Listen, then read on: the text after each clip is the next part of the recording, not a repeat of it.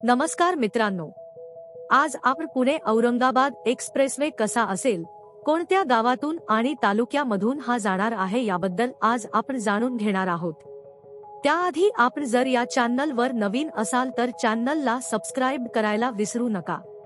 या आपल्या चॅनलवर असेच अपडेट येत असतात, तेव्हा चॅनलला नक्की सबस्क्राइब करा।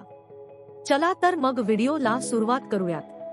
तर भारतीय राष्ट्रीय महामार्ग प्राधिकरणाने NHAI भारतमाला प्रकल्पांतर्गत पुणे आणि औरंगाबाद एक्सप्रेसवेच्या बांधकामाचा प्रस्ताव मंजूर केला जाणार असून भूसंपादनाची प्रक्रिया सुरू करण्यात आली आहे।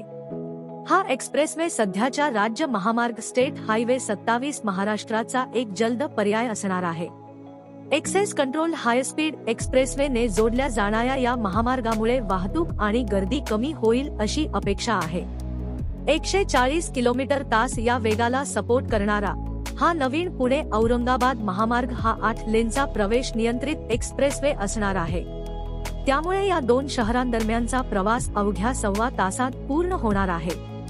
तसेच अवजड वाहनांना अडथळा येऊ नये म्हणून पादचारी, सायकलधारी आणि दुचाकी स्वारांसाठी स्वतंत्र लेन असणार आहे।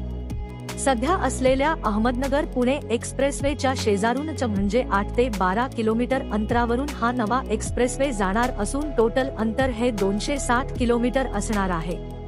यामध्ये अहमदनगर जिल्ह्यात जवळपास 123 तर पुणे जिल्ह्यात 116 किलोमीटरचा एक्सप्रेसवे असणार आहे। पुणे जिल्ह्यातील खेड शिवापूर येथून या एक्सप्रेसवेला सुरुवात होणार असून पुरंदर, हवेली आणि शिरूर या 3 तालुक्यांतून हा एक्सप्रेसवे अहमदनगर जिल्ह्यात प्रवेश करणार आहे।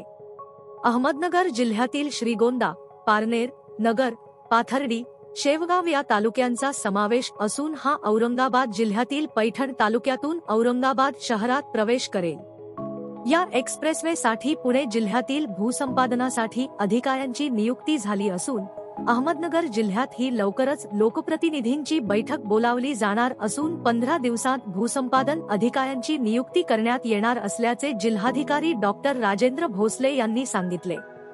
आता हा एक्सप्रेसवे कोणत्या तालुक्यातील गावांमधून जाणार आहे, तर हा एक्सप्रेसवे हा पुरंदर तालुक्यात खेड शिवापूर येथून स्टार्ट होईल आणि शिवरे, गराडे, चांभळी, पवारवाडी, सासवड या गावातून जाईल। हवेली तालुक्यातून वळती, उरळी कांचन, कोरेगाव मूळ या गावातून जाईल। शिरूर येथून हिंगणवाडी, देवकरवाडी, पानवली, आंबळे, करडे, गोलेगाव या गावातून जाईल।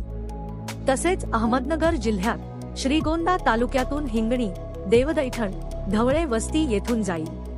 पारनेर तालुक्यातून पाडळी, रांजणगाव, कडूस, भोयरे गांगर्डे, बाबुर्डी, रुई छत्रपती, पिपरी गवळी, रायतळे, अस्तगाम, सारोळा कासार या गावातून जाईल।